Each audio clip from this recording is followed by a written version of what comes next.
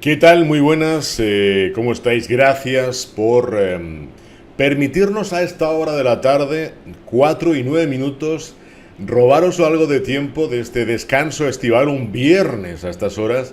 ¿Quién diría que íbamos a estar haciendo directos? Pues aquí estamos para explicaros cosas sobre el Mundial de Fórmula Uno, noticias de última hora sobre lo que puede pasar en Zandvoort. Hay algunos problemas logísticos y otros de carácter burocrático que os explicaré.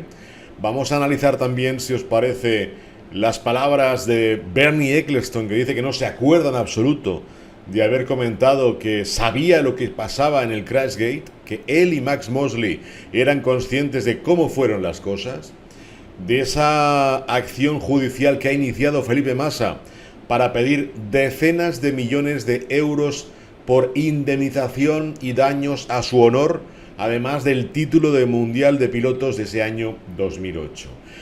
También escucharemos las palabras de Alonso, que ha grabado un podcast con unos británicos hablando de muchísimas cosas. Hemos podido rescatar una pequeña porción de ese podcast, un adelanto de lo que va a ser, que creo que es de lo más interesante, según me han comentado, que explica Fernando en ese podcast. Y también, por supuesto, tenemos palabras de Lance Stroll, que se compara directamente con Fernando en cuanto a actuaciones en lo que llevamos de temporada 2023. Dejaremos hoy aparte al bueno de Lawrence Stroll.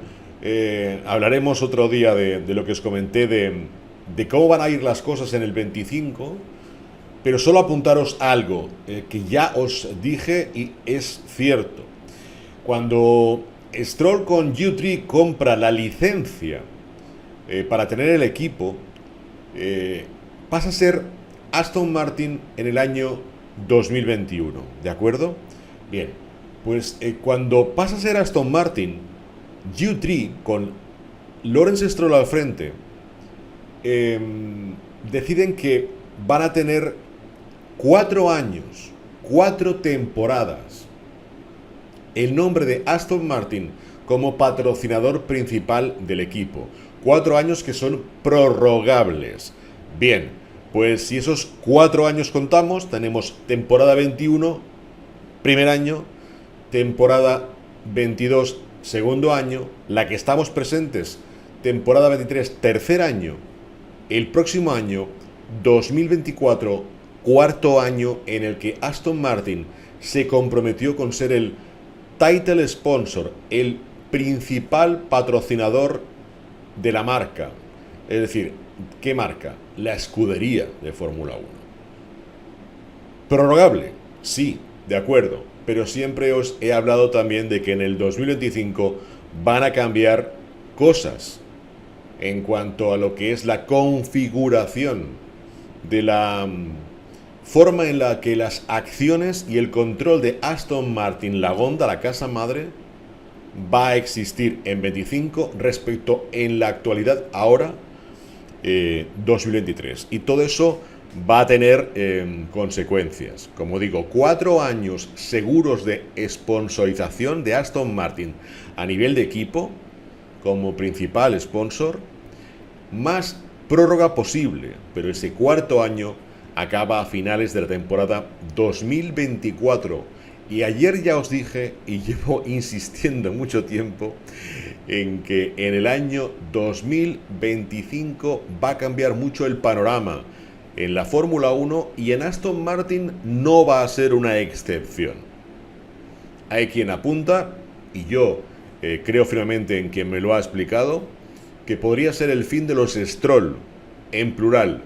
El fin de los Stroll al frente del control del equipo de Fórmula 1 y también al frente del control, por parte de su padre, evidentemente, de Lawrence, de Aston Martin Lagonda. Pero como digo, vamos a dejar un fin de semana tranquilo porque tenemos muchas cosas para analizar, muchas para explicar y comentar con vosotros y sobre todo intentar divertirnos, como digo, en un viernes que ya tiene sabor a fin de semana, a estos últimos instantes antes de que la próxima llegue ya el Gran Premio de Zandvoort en los Países Bajos, en Holanda, tal día como hoy, en 7 días aproximadamente, tendremos ya esa primera información de lo que habrá sido el viernes en Zandvoort y a eso iremos, a explicaros día a día de qué manera se está recuperando la actividad en el Mundial de Fórmula 1. Lo que toca ahora es agradeceros, como digo, vuestra presencia, vuestras suscripciones y todo el apoyo que nos dais siempre.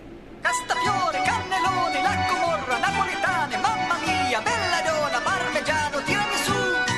Mamma mia, bella donna, parmigiano, tiramisù. Bien, empecemos, si os parece, por el tema de Felipe Massa. Felipe Massa decide iniciar unas acciones judiciales contra la Federación Internacional de Automovilismo. Sus abogados han enviado una carta directamente a Mohamed Ben Sulayem por un lado y también a la FOM, a Liberty, a Stefano Domenicali. En esa carta se les indica que su representado exige de inmediato que se haga una especie de reconocimiento público y que se reinvierta el resultado del año 2008 por ese problema que todos conocemos sobre el tema del Crashgate. Massa aduce que fue perjudicado claramente y de forma intencionada, que por eso perdió el título, y no tan solo solicita que se le dé a él y se le excluya de ese campeonato a Lewis Hamilton, sino que también va a solicitar decenas de millones de euros en concepto de indemnización por daños al honor.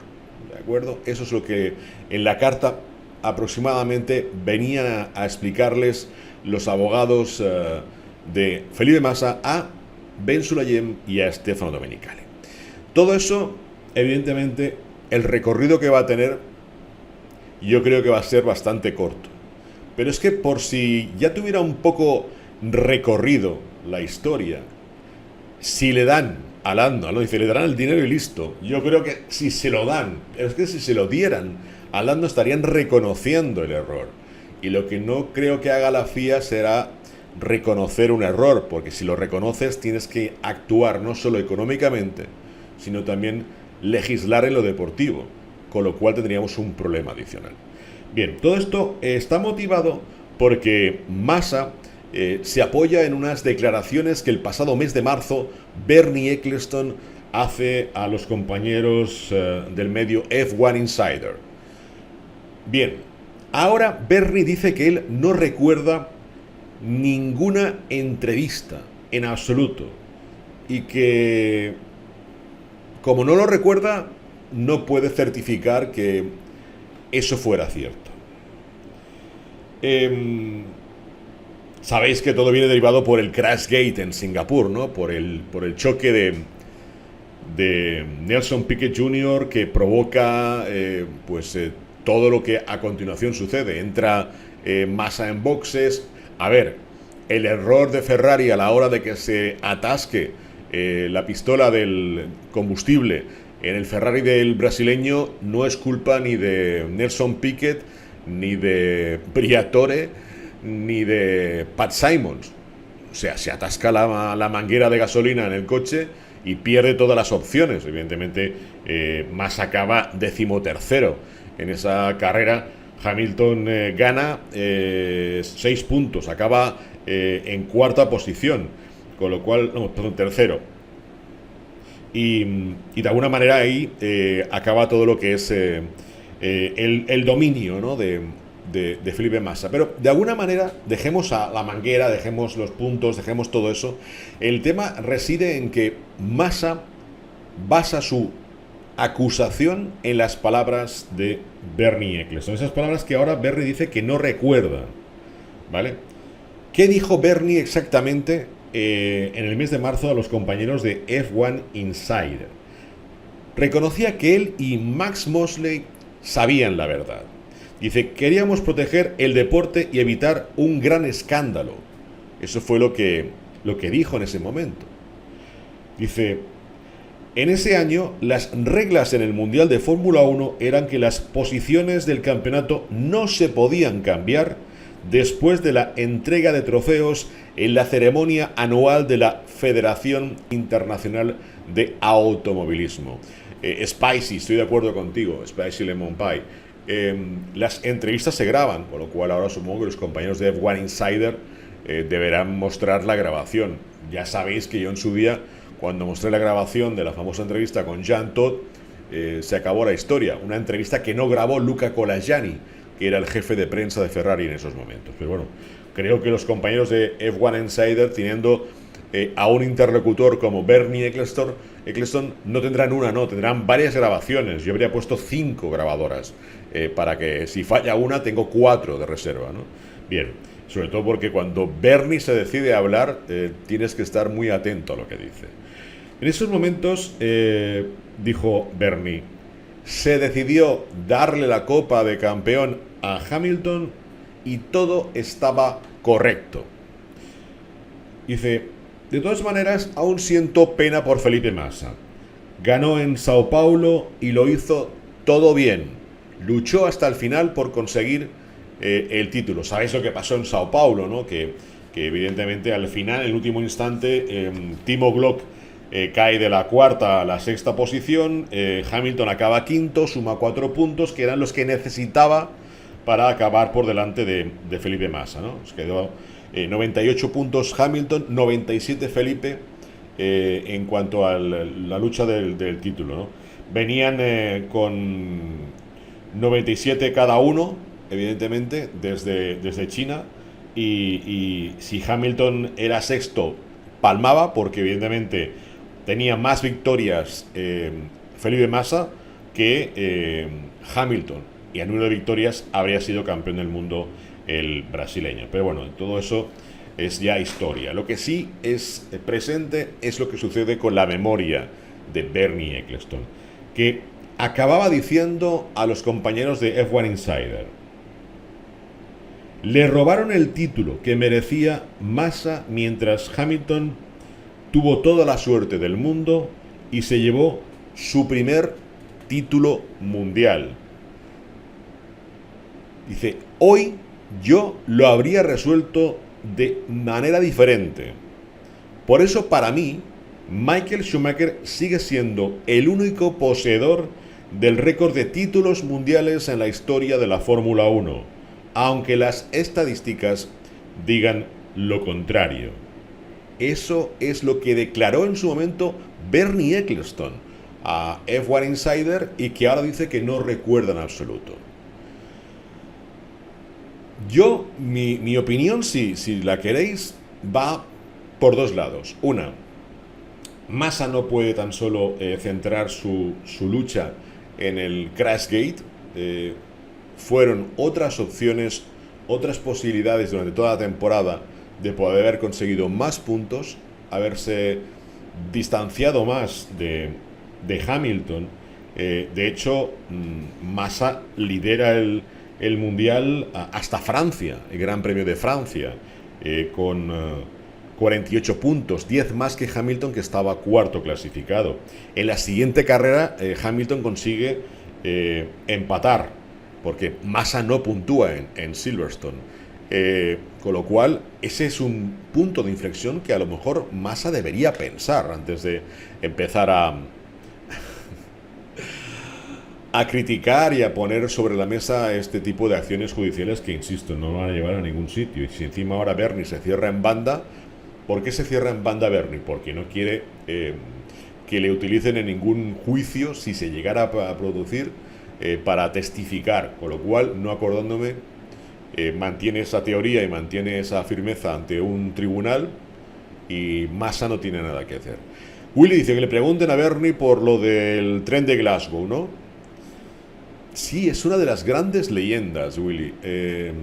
Siempre se ha hablado, off the record, por cierto, siempre se ha hablado off the record, que Bernie podría haber sido uno de los grandes responsables de la logística de esa historia, ¿no? Siempre se habló que era uno de los cerebros que idearon lo que sucedió en el tren de Glasgow, pero ¿será cierto? ¿Será leyenda? ¿Será una invención? No sé. Lo que sí puedo deciros es que las veces que yo he tenido ocasión de estar junto a Bernie y hablar con él, eh, Bernie te transmitía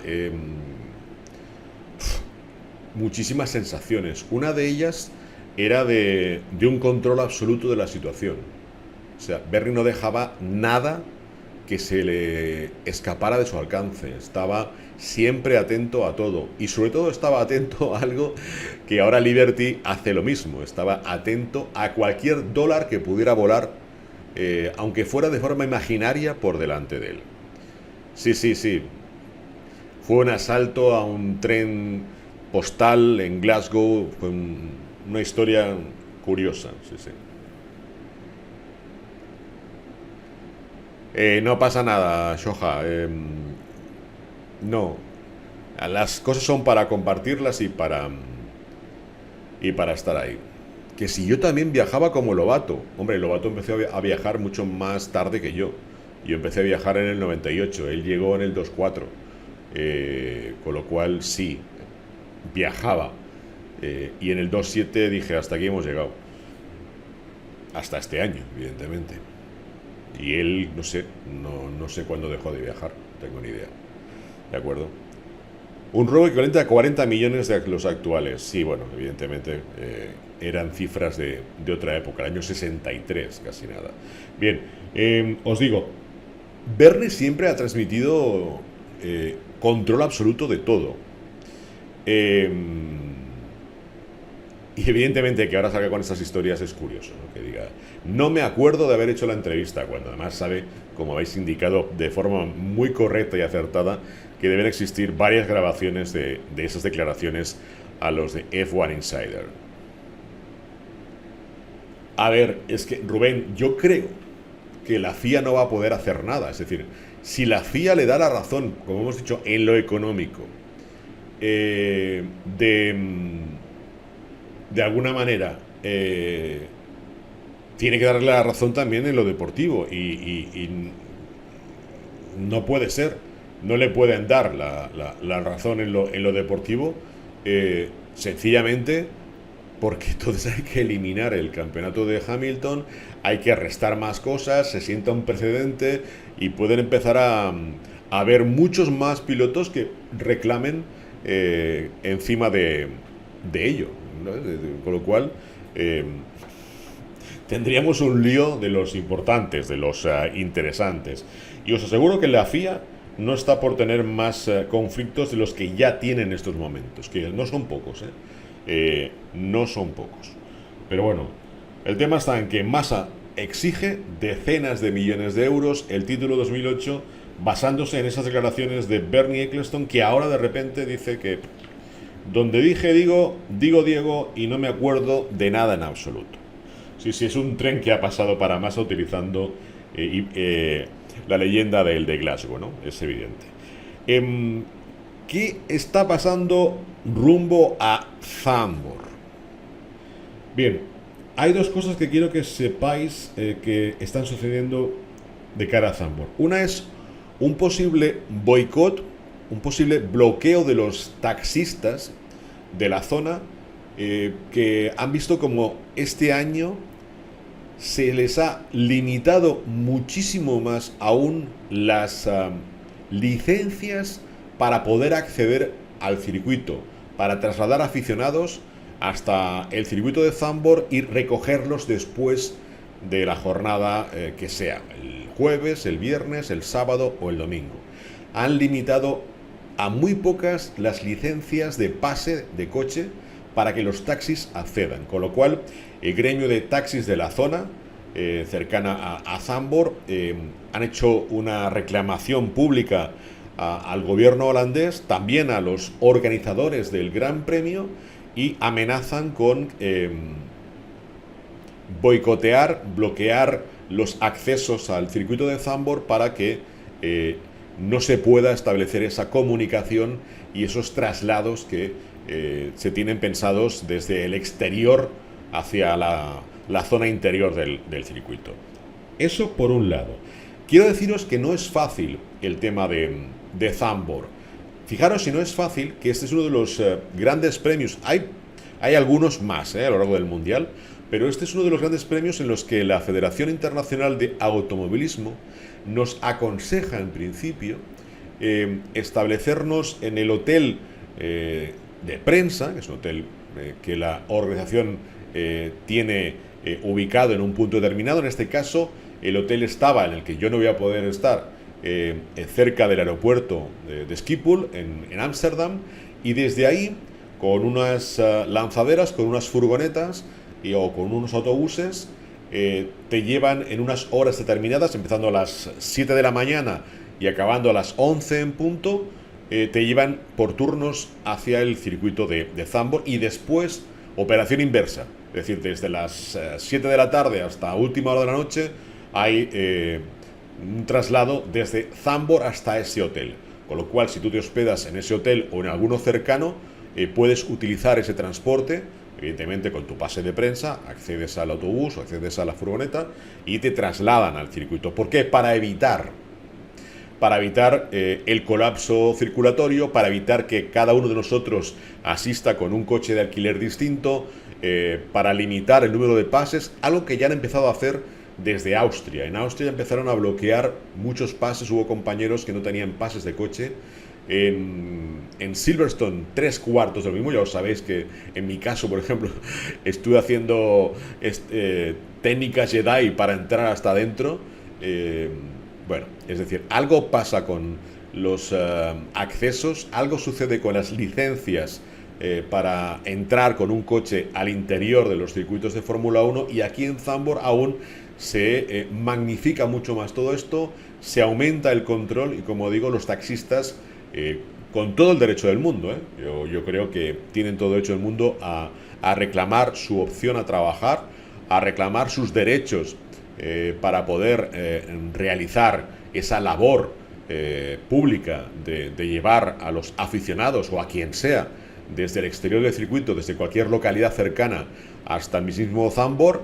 Y me parece que sería bueno, tal vez, si apuestas por ese tipo de servicio público, apoyaros un poco más. Por ejemplo, en Budapest era una de las opciones clarísimas. Desde Budapest había unas paradas de taxis específicas y concretas en las que podías coger cualquier de esos automóviles que estuvieran allí y utilizar el servicio público para que te trasladara directamente al circuito de Hungaroring, evidentemente previo pago de la tarifa correspondiente, ¿no? Pero era la manera en la que en Hungaroring tenían claro cómo traer gente desde Budapest hacia el circuito. Y aquí, como os digo, de momento, por un lado, los taxistas plantean hacer un boicot, bloquear los accesos por el tema de esa problemática de pases, y por otro, quien tiene un problema es McLaren. ¿Qué problema tiene McLaren? Pues lo tiene con uno de sus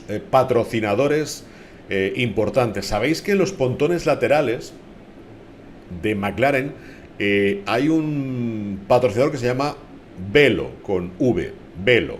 Bien, pues Velo es una empresa que su principal producto son los parches de nicotina. Y desde el pasado mes de abril, en Holanda, se ha prohibido la venta de este tipo de productos. No se puede vender nada que lleve nicotina y esté libre de tabaco. Pero ya no tan solo se ha prohibido la venta, sino que está prohibido también el uso de estos parches de nicotina en los lugares donde esté totalmente prohibido fumar. Con lo cual, el circuito de Zandvoort es uno de los que cae directamente dentro de la legislatura, y también por la publicidad. Y entonces, ¿qué va a hacer McLaren con la empresa? Va a invertir el orden de las letras, y en lugar de Velo va a poner Love, poner amor en los pontones de los McLaren de Piastri y de Lando Norris, ¿de acuerdo?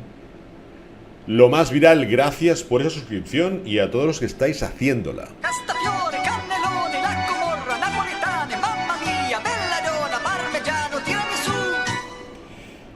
Parmigiano Tiramisu. Ya veis cómo está el tema de Zandvoort, ¿no? Por un lado los taxistas, por otro el tema de la prohibición de los productos que llevan nicotina, que va a obligar a McLaren a cambiar su decoración dentro de los monoplazas de Piastri y de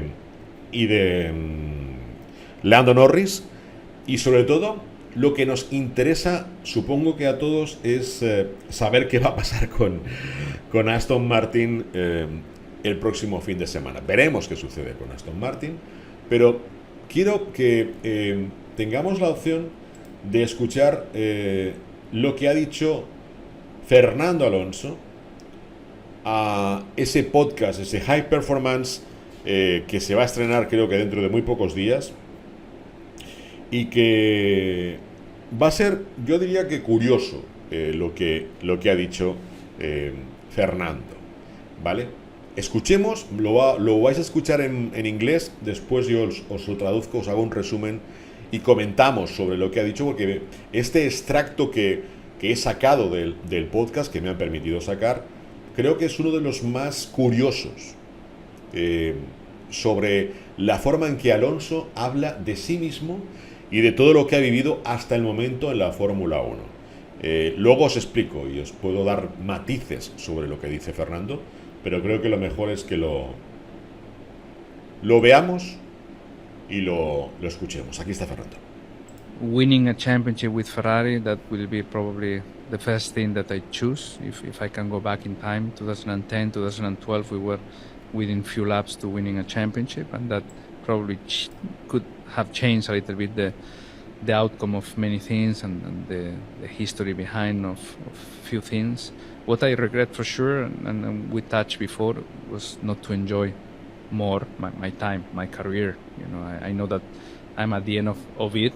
There is a new life, you know, in few years' time for me without driving.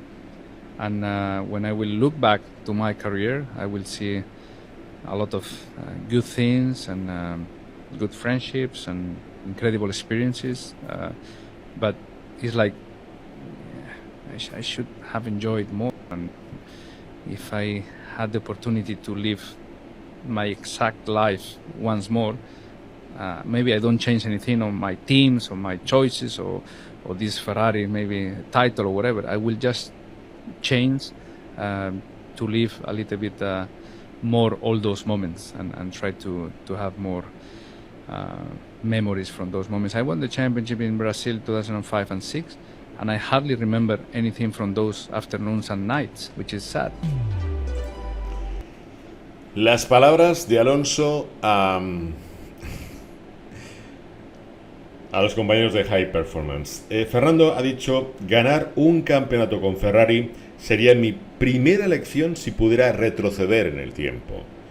En 2010 y 2012 estuvimos muy cerca y eso tal vez habría cambiado alguna cosa después en mi historia en la Fórmula 1. Dice: cuando me retire y eche un vistazo a mi carrera, encontraré muchas cosas positivas, grandes amistades y experiencias muy increíbles. Dice, pero es como si me dijera que tal vez hubiera podido disfrutar mucho más. Si tuviera la oportunidad de vivir exactamente mi vida otra vez, dice Fernando en este extracto del podcast, tal vez no cambiaría nada sobre mis equipos, mis elecciones o esos títulos con Ferrari. Lo que cambiaría un poco sería vivir algo más todos esos momentos, curioso, y tener más recuerdos de todo lo que he vivido. Y acaba diciendo algo que tuve la gran fortuna de estar viviendo a su lado. Gané el Mundial en Brasil en los años 2005 y 2006 y me cuesta recordar algo de esos momentos.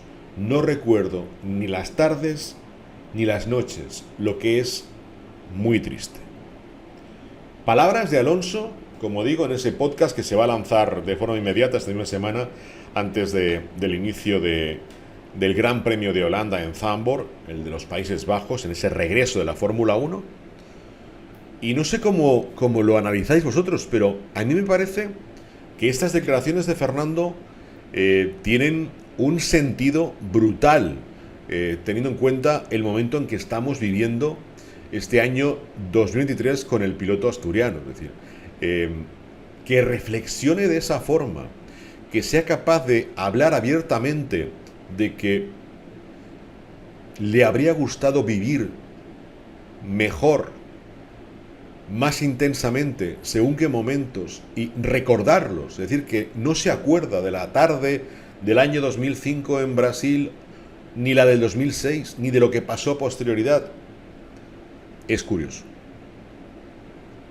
Ya digo, tuve la gran suerte de vivirlas a su lado y al lado de otros compañeros de prensa. Y escuchándole, hoy, esta mañana, cuando recopilaba este extracto de la entrevista del podcast de Fernando, reflexionaba, ¿no? Y decía, tal vez tiene razón Fernando, ¿no? Tal vez todos los que hemos estado en la Fórmula 1 tenemos como una especie de neblina, ¿no? De nebulosa para según qué situaciones que hemos vivido, ¿no? Pero claro, que te lo diga él, que es un fuera de serie, que es un 2 veces campeón del mundo, y que te insista en que le habría gustado vivir de otra forma, con más intensidad, según qué situaciones, me lleva a recordar la rueda de prensa de Hungaroring, donde Fernando dejó ir algo que va en consonancia con esto. Fernando, ¿os acordáis que en Hungría dijo que desde que empezó en la Fórmula 1, porque claro, recordad, ¿no? Tú aquí en el 2003, hace 20 años, conseguiste la primera victoria, jaja, juju, todo lo que sabéis, que además es el día 24 de agosto, la próxima semana. Bien, dijo, sí, desde ese momento han pasado 20 años en los que no he tenido privacidad. He ganado 2 mundiales, he conseguido muchas victorias, podios, grandes éxitos, cosas muy positivas, pero no he tenido privacidad desde ese momento. Hungaroring dice eso, y ahora, creo que esto se grabó en Spa, justo una semana después, Fernando dice algo similar a estos compañeros de High Performance desde podcast británico, diciendo en que le falta algo. Cuando mira en su interior, nota que hay alguna cosa que no existe. Ya no tan solo la memoria de los 2 títulos en Brasil, sino que le falta esa sensación de haber saboreado más los años que lleva en la Fórmula 1. Es curioso, ¿no? Que alguien que, como dice por aquí Mono Hugos, lo tiene aparentemente todo, explique así cómo se siente. Yo le pregunté en Hungaroring, a raíz de esa declaración que hizo de que no tenía privacidad, le dije, bien, ¿cambiarías todo lo conseguido en estos 20 años por tener esa privacidad, por poder conseguir pasar inadvertido, porque la prensa no te acosara, porque la gente no conociera tu vida íntima? Y dijo, no cambiaría en absoluto estos 20 años por eso. Claro, a mí eso ya también me sorprendió, ¿no? Si eres capaz de decir que echas en falta la privacidad de 20 años y dices, bueno, pues cámbialo. Y te dice no, y luego una semana más tarde, Fernando insiste similar en cuanto a su forma de hablar en este podcast, lo que habéis escuchado, es curioso. Sabe que evidentemente su carrera deportiva tiene un límite, el límite lo va a poner él, eso es evidente, pero es muy curioso, conociéndole como le conozco desde hace tantos años, que Fernando en este punto sea capaz de poner encima de la mesa estos pensamientos y esta forma de ver la vida, ¿no? A mí personalmente me sorprende. Y ya digo, he tenido muchísima suerte de vivir al lado de él momentos muy alegres, otros tal vez no tanto, pero sí que me siento un gran afortunado de haber estado ahí. Sí, sí, estoy de acuerdo. Se ha sincerado. Asterrechea, gracias. Eh, Se ha sincerado y es algo que no es muy habitual. Claro, tenemos la imagen de todo, ¿no? De todos y cada uno de los pilotos de la Fórmula 1 como alguien inalcanzable, alguien intocable, ¿no? Alguien que tiene todo lo que quiere y más a su abasto, ¿no? Y que de repente Fernando sea capaz de decir esto. Sí, el podcast se llama High Performance, pero aún no está disponible, lo va a estar esta próxima semana. Han sacado pequeños extractos en redes sociales, Aston Martin también ha sacado alguna cosa y 2 o 3 cortes distintos, pero a mí me ha parecido de los cortes que yo he podido tener control sobre ellos, el más claro, el más directo, el que podéis ver al Fernando de verdad, al Fernando que es capaz de, sin ningún tipo de problema, abrir su corazón y explicar públicamente qué es lo que piensa y qué es lo que siente de veras, ¿no? Y eso no es habitual, como digo, no es muy fácil de encontrar, ¿no? Cuando tú tienes la opción de cruzar la línea que existe y que ellos te permitan cruzar la línea, me refiero a los pilotos de Fórmula 1, ¿no? Cuando te permiten cruzar esa línea, entiendes más cosas. Y por ejemplo, como yo alguna vez he tenido esa posición al otro lado de la línea durante muchos años, entiendo muchísimo qué quiere decir Fernando con estas palabras, ¿no?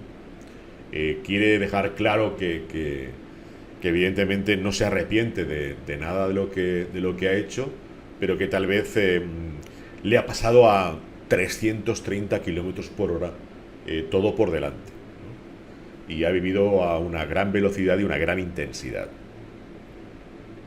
Es posible, es posible. Yo recuerdo a Fernando en Brasil 2005, le recuerdo en Brasil 2006.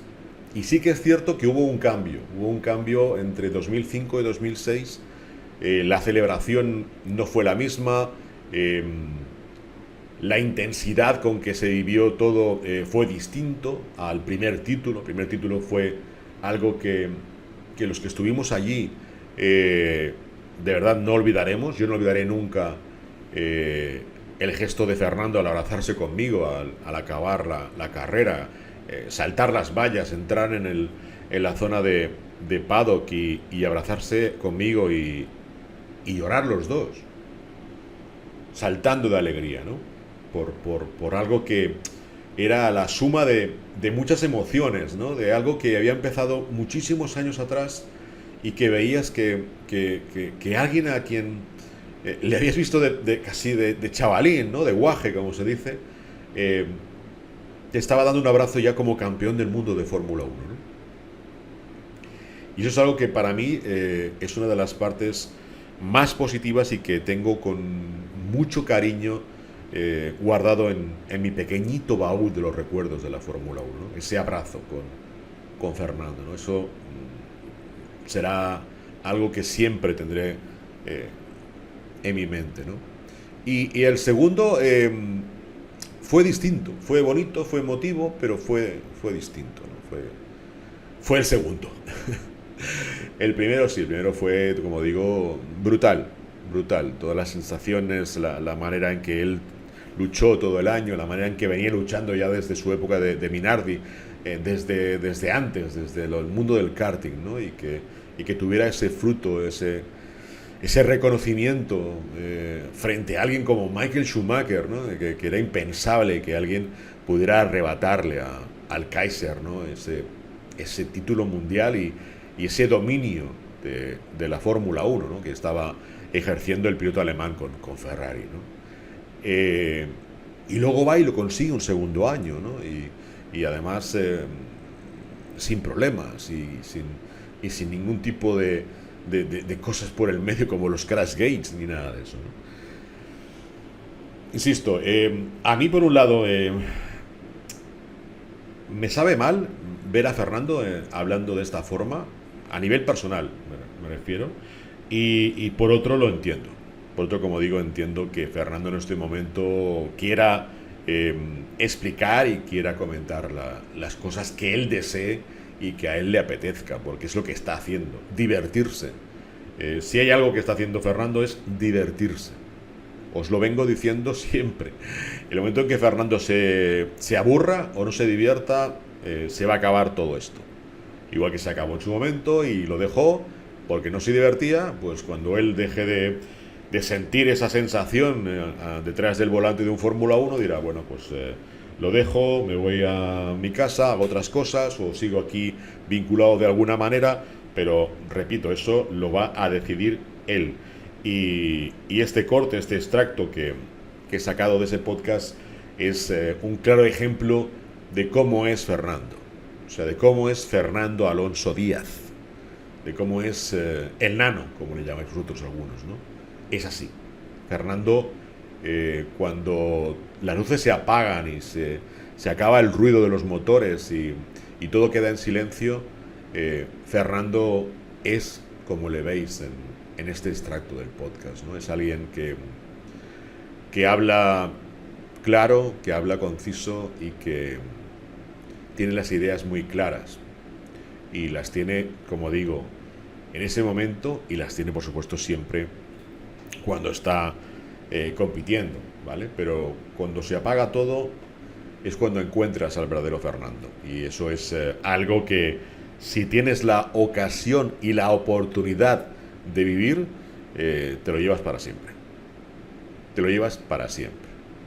Y como digo, son cosas que han valido, valen y espero que sigan valiendo la pena, porque a pesar de todo vamos a intentar ahí seguir sumando pasos este año. A pesar de la rodilla vamos a seguir sumando pasos este año hasta final de temporada y espero que sea un sprint final de temporada lo mejor posible para todos. Jorge Estobar dice, ¿cómo de respeto tiene que ser en la Fórmula 1 para que sea él el que decide si se va o se queda? Solo los más grandes han podido hacer eso. Sí, evidentemente, a pesar de que tan solo tenga 2 títulos mundiales, y siempre reitero que para mí deberían ser 5, es uno de los grandes de la historia de la Fórmula 1 y esos privilegios o esas opciones están en manos de muy pocos y él es uno de los que puede decidir su futuro. Lo ha hecho siempre, lo ha hecho desde el minuto 1, ha tomado las decisiones y lo va a seguir haciendo. Lo va a seguir haciendo sin ningún tipo de problema. ¿Cómo va la rodilla? Me preguntáis algunos. Me habéis preguntado incluso algunos si ya paseo por el barrio. Bueno, la verdad es que intento pasear lo menos posible. Lo hago con muletas y aún tengo muchas molestias y sobre todo hay que controlar que la rodilla pues se mueva lo menos posible, que sin darme cuenta la coloque mal otra vez y que se produzca un mayor problema. De todas formas, Zandvoort es no, Monza es no, porque hasta la siguiente semana de Monza no tengo la primera revisión con el traumatólogo, pero espero estar en marcha lo antes posible y si no, intentaremos darnos el alta de forma solicitada personalmente, ¿vale? Pero sí que tengo que esperar como mínimo a la primera revisión y ver de qué manera está la rodilla, porque la lesión fue importante en cuanto a varios puntos de la rodilla, ¿no? Entonces, claro, es algo que sí, claro, que se mueva con soporte peso. Lo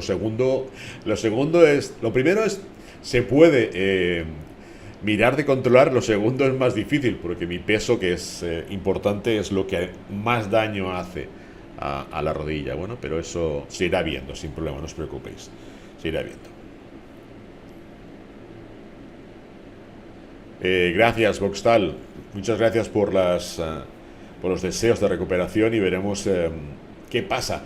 La mejor chance en Singapur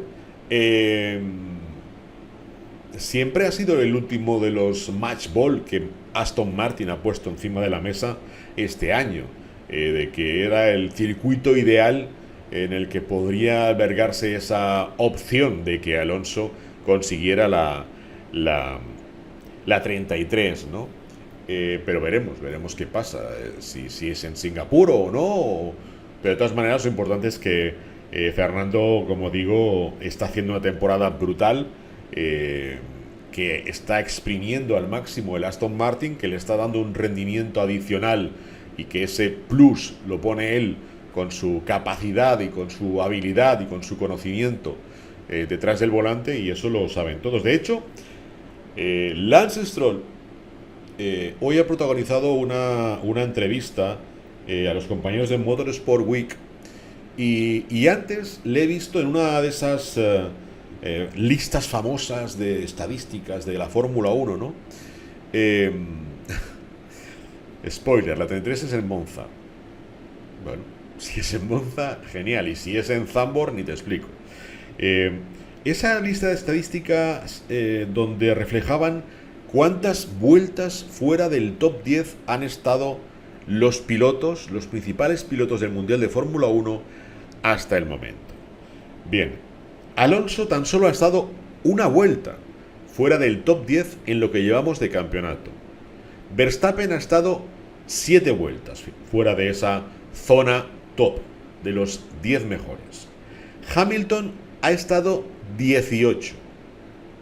Carlos Sainz, ojo a la cifra, ha estado 33 vueltas fuera del top 10 en lo que llevamos de grandes premios. George Russell, 65 vueltas. Sí, solo hablamos de grandes premios. Charles Leclerc, 86 vueltas.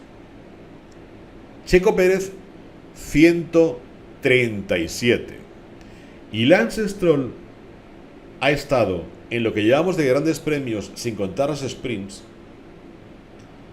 275 vueltas más que Fernando Alonso. Es decir, si Alonso tiene una única vuelta fuera del top 10, Lance Stroll tiene 276. Se os acaba de quedar el cuerpo de medio lado, ¿verdad? 275 vueltas más que Fernando fuera del top 10. ¿Cuántas, Carlos? 33. Ya os he dicho que era una cifra curiosa. 33 Carlos, 86 Leclerc. También aquí hay una diferencia de 53 a favor de Carlos, pero 275 a favor de Fernando. Curioso, ¿no? Y Checo con Verstappen son 130 de distancia. 7 para Verstappen, 137 para Checo Pérez. Y en cuanto a Hamilton y Russell, son 47. 18 para Hamilton, 65 para George Russell. Bien, ha hablado Lance Stroll a los compañeros de Motorsport Week. ¿Qué ha dicho el piloto canadiense? Os lo podéis imaginar, ¿no? Si aún no habéis podido leer la entrevista, os la aconsejo, pero os traigo un pequeño extracto de lo que ha dicho. No es un vídeo, es algo que han publicado en la website, ¿vale? ¿Qué ha dicho Lance Stroll comparando su actuación con la de Fernando en lo que llevamos de temporada? Lance Stroll ha dicho lo siguiente: sé que ha habido muchos grandes premios en los que soy consciente de que pude exprimir al máximo el coche y Alonso fue un poco más rápido que yo. Así son las cosas. No sé si estaba imitando a aquel famoso presentador de televisión, a Sainz de Bourgoin, que decía: así son las cosas y así se las hemos contado. Pues nada, pues así son las cosas, dice el bueno de Lance. Sigue comentando: en otros grandes premios yo conduje muy bien, dice, y pude estar 2 veces por delante de Fernando, así que estoy muy orgulloso de ello. Aquí deberíamos hacer un silencio tremendo, porque claro, que suelte. En otros grandes premios conduje muy bien y pude estar 2 veces por delante de Alonso. Estoy orgulloso de ello. Ahora es cuando recordamos lo que hemos dicho en otras ocasiones, de que Fernando, sí, mana, Fernando mantuvo la posición, porque decía, da igual, octavo, noveno, séptimo, octavo, son puntos para el equipo, pero recordad que le mostró Fernando medio monoplaza en alguna que otra curva en estos dos grandes premios. Es decir, orgulloso. O sea, ya ahora para los que alimentáis la historia de que me cae mal Strulovic, el padre, no me cae mal en absoluto, solo que me parece que de sobrados ya hay bastantes en el mundo para que venga otro más. Creo que de tal palo tal astilla. Es decir, si somos capaces de comparar las declaraciones de Fernando que acabamos de analizar en ese podcast donde se sincera y habla abiertamente sin ningún tipo de problema sobre lo que piensa y lo que cree y lo que le habría gustado vivir y de qué manera, comparad esas palabras con estas de Lance Stroll, donde se pone 25 millones de medallas diciendo que está súper orgulloso de haber quedado delante de Fernando en 2 carreras. Plantéate, Lance, por qué has quedado delante en 2 carreras. Plantéatelo. Yo lo sé, te lo digo sin problema. Porque no han querido que te adelantara. Y lo digo sin ningún tipo de problema. En las 2 carreras no se ha querido que se te adelante. No es que le hayan pedido a Fernando que no te adelante, sino que como ya estaba establecido, hay una serie de reglamento interno en el que si llegamos a la primera curva, si llegamos a mitad de carrera, si llegamos y si se produce esta situación, se hace esto, se hace lo otro, si yo voy más lento, dejo pasar al otro. No hace falta que por radio te digan, deja pasar a Fernando, o como le hacen a Carlos con Leclerc y le dicen al bueno de Monegasco, tranquilo que no te va a adelantar. Bueno, pues a ti no tienen por qué decírtelo porque ya lo sabes. Y además luego Fernando, sin ningún tipo de duda, lo deja claro. Si somos octavo y noveno, ¿qué más da que uno sea el 8 y otro sea el 9? Vamos a sumar los mismos puntos. Si uno es séptimo y otro octavo, da igual, son los mismos puntos. Claro que no son los mismos para el Mundial de Pilotos, pero él piensa en el equipo y habla en función de lo que necesita el equipo. Me refiero a Fernando, cuando ha dicho esas cosas en estos 2 grandes premios en los que él se siente súper orgulloso, súper happy de haber quedado delante de Fernando. Evidentemente, a nivel de Mundial de Constructores es importante mantener posiciones y sumar lo máximo posible, pero para ser alguien que esté luchando por alcanzar una buena posición en el de pilotos, pues, bueno, ya habéis visto ahora el tema de Massa, ¿no? Massa en el 2008 por un punto, porque Timo Glock en la última vuelta perdió 2 posiciones y le adelantó Vettel y le adelantó Hamilton, y Hamilton por un punto fue campeón del mundo. Bueno, pues por un punto puedes perderlo todo.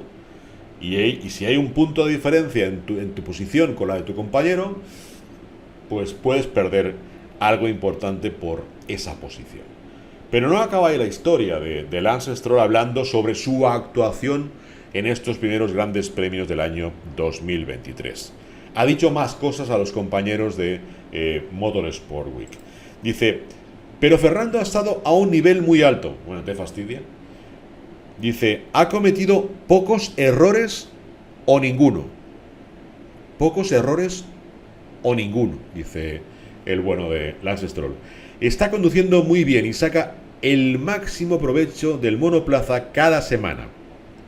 Fernando le ha dado un A+ al equipo en todos los grandes premios, mientras yo he estado a veces en actuaciones A, aunque otras han sido C, pero todavía queda mucho por delante. Yo es que me pierdo con las A's y los C's.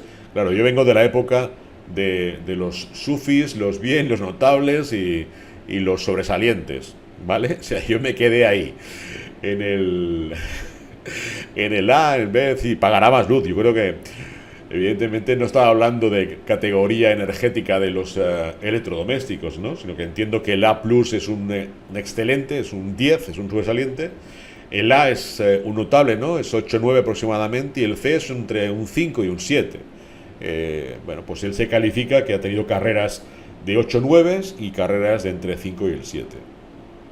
Sí, Willy, yo también soy de la EGB. Ahí éramos Insu, Sufi, bien, notable y sobresaliente, no había más. Y como mucho te daban un collejón si no acertaban las cosas. Pero a partir de ahí, bueno, entiendo que todo ha evolucionado y que a partir de ahora hay que estar mucho más atento. Esto ya hace años que se lleva este sistema de puntuación con todo lo que son letras al puro estilo que se hace en otros países, ¿no? A nivel internacional, ¿no? Pero sí, progresa adecuadamente. Yo creo que Lance Stroll progresa adecuadamente. Pero vamos, qué curioso, ¿no? Cómo contrastan las formas de hablar de uno y de otro, y cómo contrastan las formas de actuar en pista uno y otro, y de analizar lo que sucede en pista, ¿no? Os lo he dicho al principio y lo vuelvo a explicar ahora. 2025 puede ser un año, si siguen las cosas como se están realizando hasta ahora, si todo lo que me han explicado y yo he podido contrastar en los grandes premios sucede, en el 2025 Aston Martin va a tener un cambio de cara importante.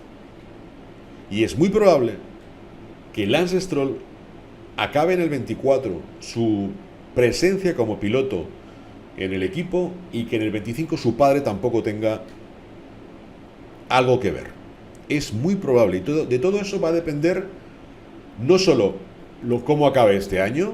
No es imprescindible que su actuación, la actuación de Lance y la actuación del equipo sea positiva para estar lo más arriba posible. No es necesario eso solo, sino que lo que va a tener mucha importancia y trascendencia son los movimientos que ya existen por parte de los principales accionistas de Aston Martin Lagonda. Por ejemplo, os lo explicaré con mucho más detalle la próxima semana.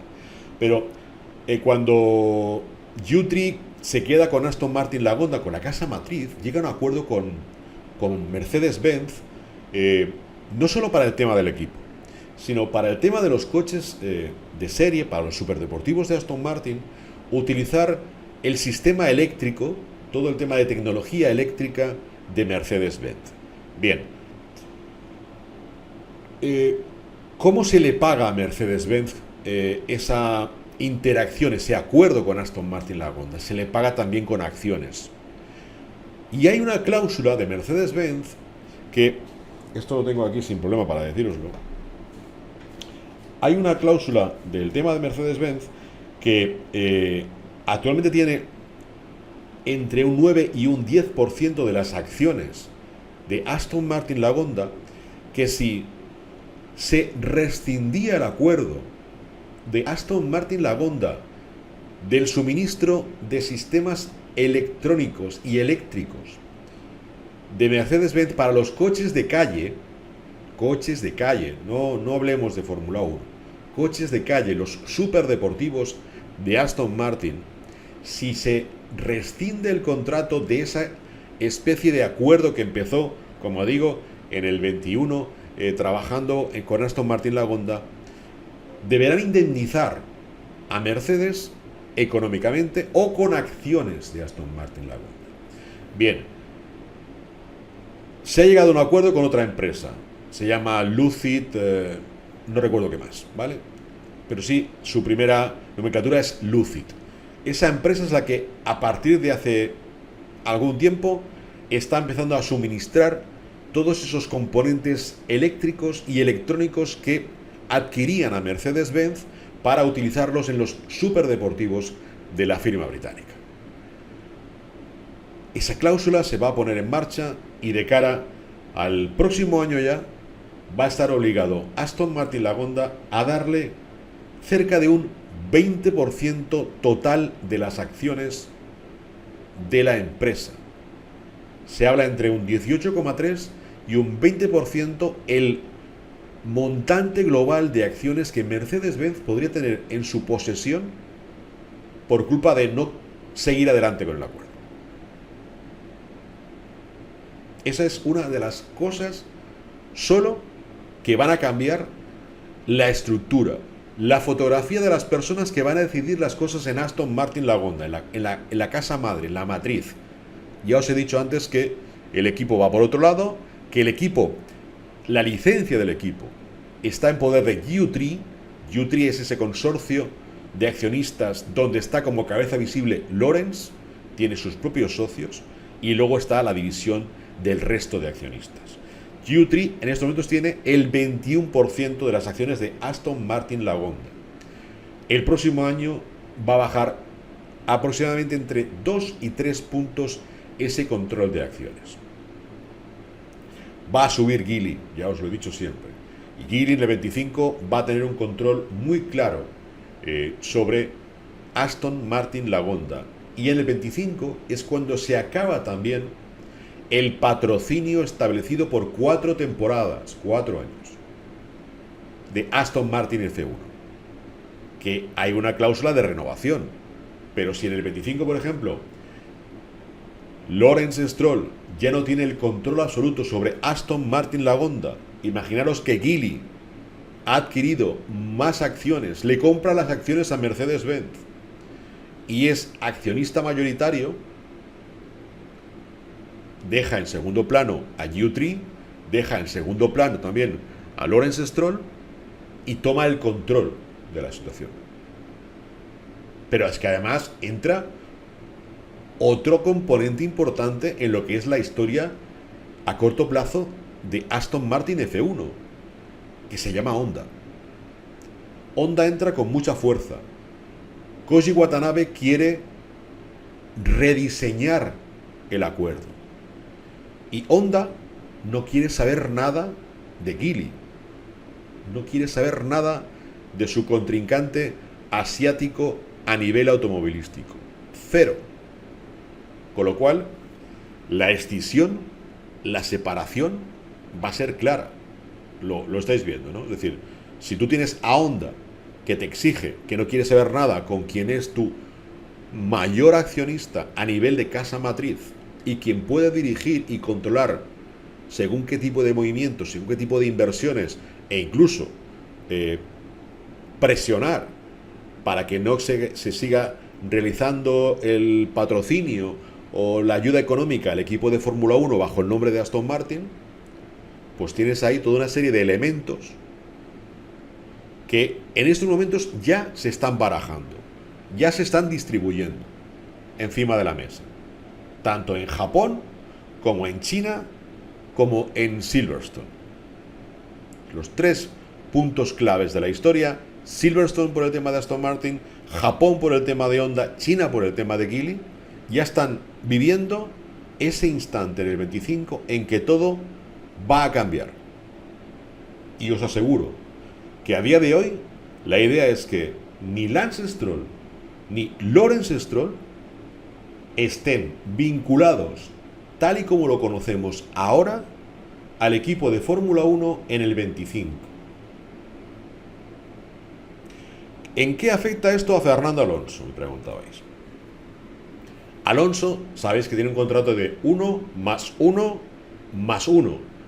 El 1 más 1 del 23 y el 24 es algo que es obvio que no hay ni que tan siquiera negociar la continuidad. Se sigue. Y que el 25, el más 1, va a estar en función de lo que quiera hacer Fernando. Pero es que después, en el 26, también va a ser lo que quiera él.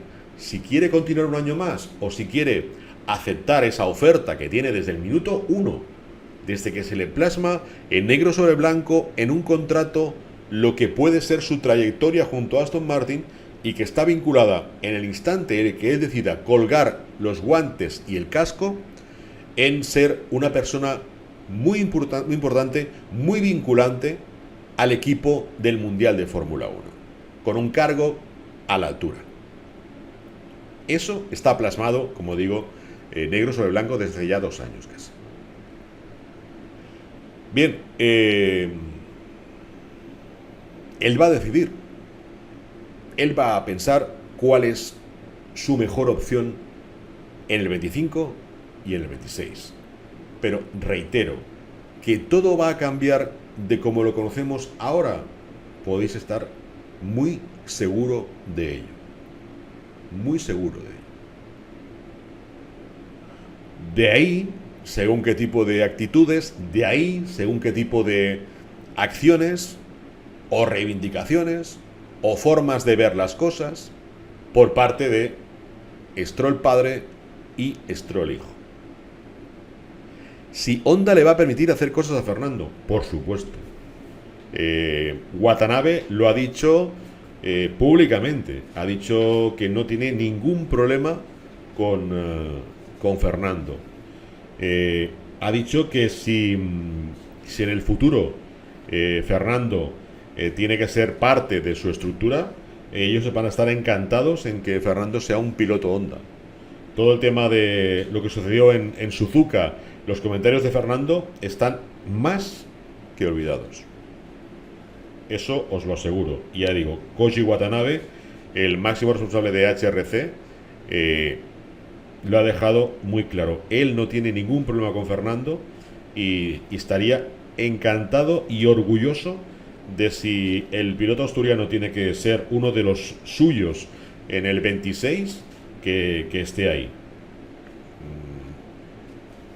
No hay ningún tipo de idea de venganza ni ningún tipo de resentimiento por las palabras de Fernando en su momento. Eso para nada. Si consigue batir el récord de edad de Fangio, habría que considerarlo el auténtico Goat. Yo creo que ya es Goat, ¿no?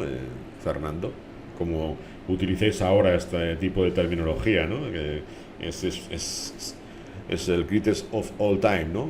O la cabra, como se podría traducir, ¿no? En argot mucho más coloquial, ¿no? Te está cayendo bien Watanabe. Es que Watanabe es alguien que le va a dar un giro brutal, a Honda. Le va a dar un giro importante y no solo en Fórmula 1, sino en MotoGP. Ya sabéis que están impulsando la posibilidad de que Honda vuelva otra vez a estar lo más arriba en MotoGP y están aunando esfuerzos, están sumando personal en Japón, algunos de ellos destinados a la competición de 4 ruedas para que apoyen a los ingenieros y a los mecánicos de MotoGP a solucionar lo antes posible todo lo que está sucediendo en ese campeonato del mundial de motociclismo. Que si de verdad han perdonado de GP2, sí. A ver, Xavi, yo puedo entender que tú creas que una cosa es lo que dicen y otra cosa es lo que piensan. Puedo estar hasta de acuerdo con eso, que es posible por donde quieres ir tú con el comentario. Pero piensa una cosa, tú eres Honda y vuelves con la opción de ser nuevamente campeona del mundo. Quieres estar arriba de todo. Vuelves con mucho esfuerzo, vuelves con un personal preparado, vuelves con mucho presupuesto económico, lo haces con un equipo que ha trabajado, que tiene un proyecto que en ese instante, en el 26, ya estará al 100% plasmado en Silverstone, con todas las instalaciones perfectamente nuevas, con túnel de viento, con todo, y que además, de alguna manera, tras el volante o dentro de la escudería, cuentas con alguien con la experiencia como Fernando Alonso, y tú vas a dejar pasar esa posibilidad de sumar, de darle un valor añadido muy importante a tu proyecto, por una historia que pasó hace un montón de años. Por mucho que realmente en tu interior, en el orgullo de Honda, eso siga latente, puede seguir latente el orgullo de Honda, esas palabras de Fernando. Pero tienes que ser realista. Tú vuelves para ser campeón del mundo.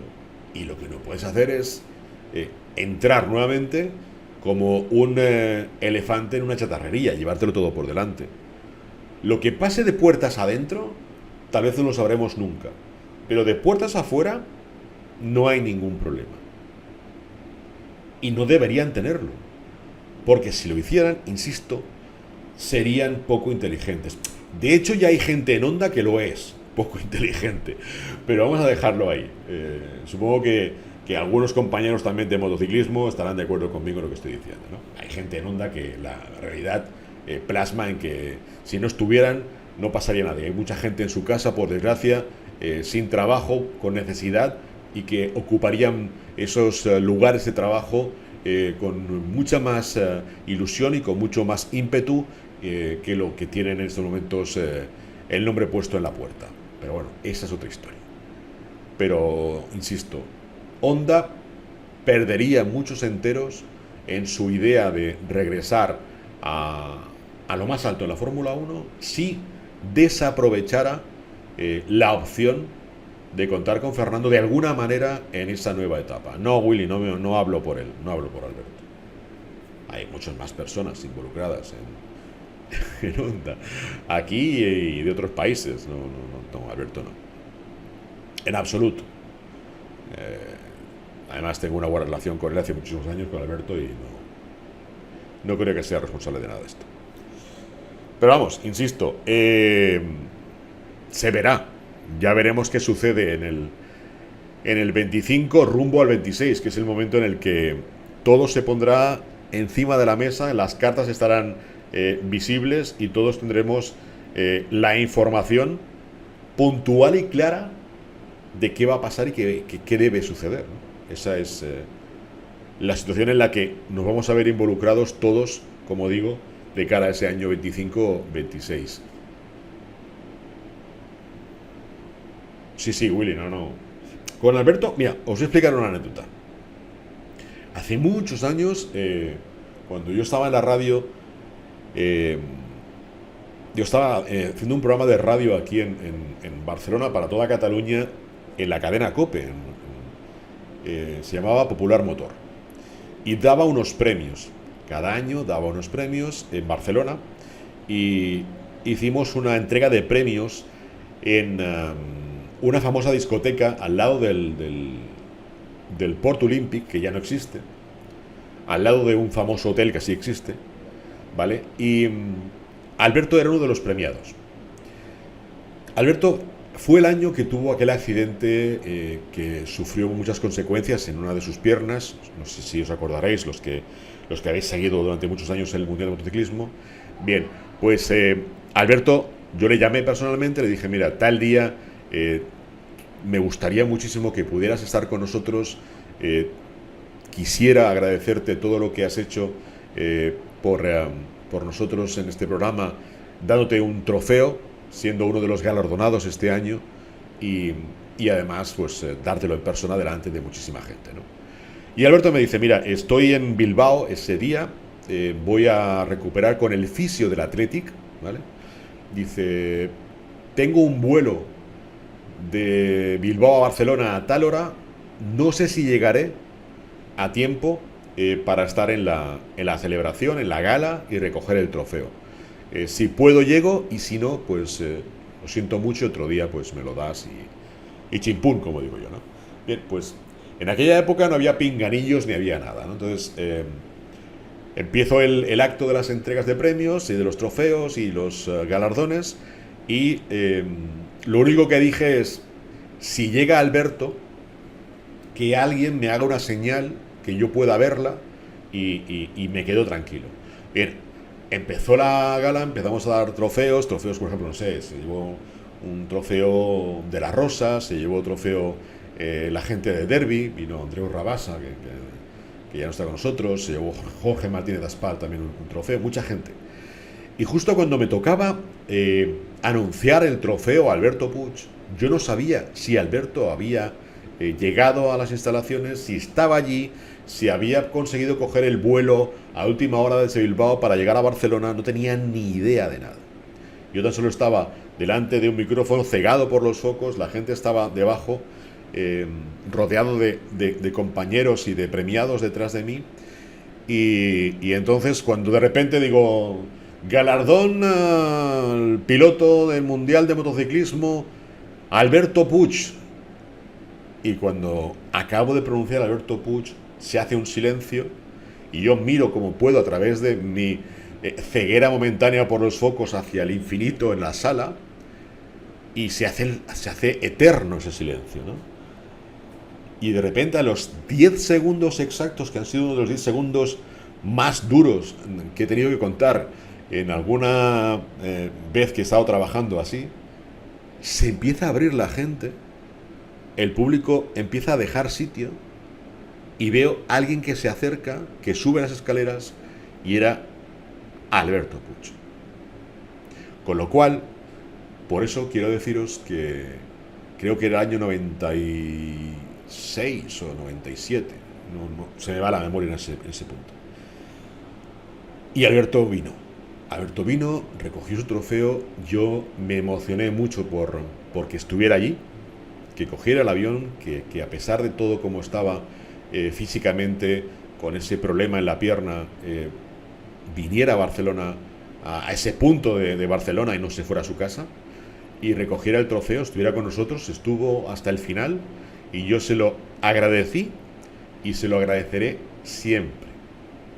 Que Alberto en ese instante tuviera el detalle de coger, como digo, y venir desde Bilbao y estar con nosotros en esa entrega de premios. Con lo cual, te reitero que con Alberto personalmente no hay ningún problema. Hace años que no nos vemos, hará como 10 o 11 años que no coincidimos, pero si me lo encuentro mañana, para mí va a ser el mismo punto en el que lo dejamos hace 10 años, ¿no? ¿Qué tal, Alberto? ¿Cómo estás?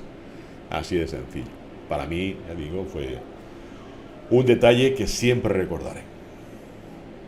Espero haber aclarado la historia con Alberto Puig y que para él no iba ese comentario mío por el tema de Honda en absoluto, pero para nada. ¿De acuerdo? Sí. Y fue en Le Mans, el accidente terrible de Alberto con la motocicleta, con la Honda. Bueno, pues lo dicho, 5:26, yo creo que es la hora de empezar a deciros que gracias por haber estado aquí, que el próximo lunes volvemos a las 4 de la tarde en directo, que lo vamos a estar haciendo de forma indeterminada este horario durante la próxima semana hasta que os digamos de qué forma nos ubicamos. Lo voy a decir, supongo que el martes ya tendremos ya exacto cuál va a ser nuestro punto horario para el jueves, viernes, sábado y domingo. Del jueves al domingo, que son los 4 días de actividad en Zandvoort. Vamos a ver si continuamos a esta hora o retrasamos un poquito el inicio. Pero lunes, martes y miércoles tenéis cita aquí a las 4 de la tarde. Ibeco, no he estado todavía, tengo pendiente ir, ¿de acuerdo? Muchísimas gracias a todos. Un beso, si os quiere. Castafiore, cannelloni, la Comorra, napoletane, mamma mia, belladonna, parmigiano, tiramisù. Y que tengáis un buen fin de semana. Cuidaros.